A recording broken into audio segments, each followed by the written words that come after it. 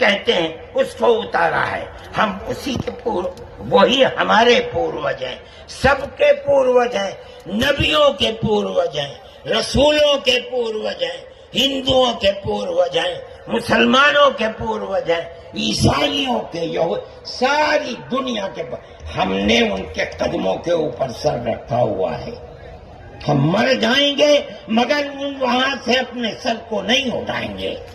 ہم مسلمان ہیں، ہمارا یہ عقیدہ ہے کہ اللہ یعنی اوم ایک ہے، اس کا کوئی شریک نہیں ہے۔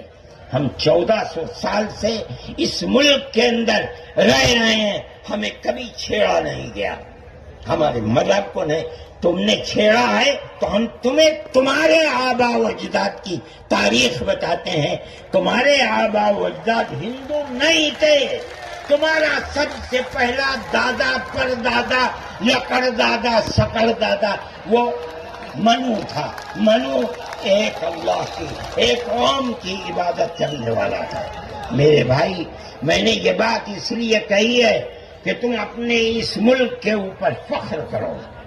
جس طرح آخری نبی عرب میں پیدا کیا، ہر مسلمان کو سمجھنا چاہیے کہ سب سے پہلا نبی اللہ نے، اوم نے اس دنیا کے اندر، اسی بھارت کی دھرتی کے اندر پیدا کیا ہے۔ ساری نسلیں یہیں سے چلی ہیں۔ اپنے اس ملک سے محبت رکھو، اس ملک کا احترام کرو۔ شریعت الگ الگ ہے لیکن دین یعنی عقیدہ ایک ہی ہے، اور وہ عقیدہ اس دنیا کے اندر اسی بھارت کی دھرتی سے چلا ہے۔ لوگ راستے سے بھٹک گئے، وہ دوسروں کی عبادت کرنے لگے، ہم نہیں بھٹکے، بھٹک گئے تھے۔ یہ اوپر والے کا کرم ہے کہ اس نے پھر ہمیں وہیں پہنچا دیا جہاں ہمارے جد امجد منو تھے، جس کا راستہ ہمیں بتایا حضرت محمد صلی اللہ علیہ وسلم نے۔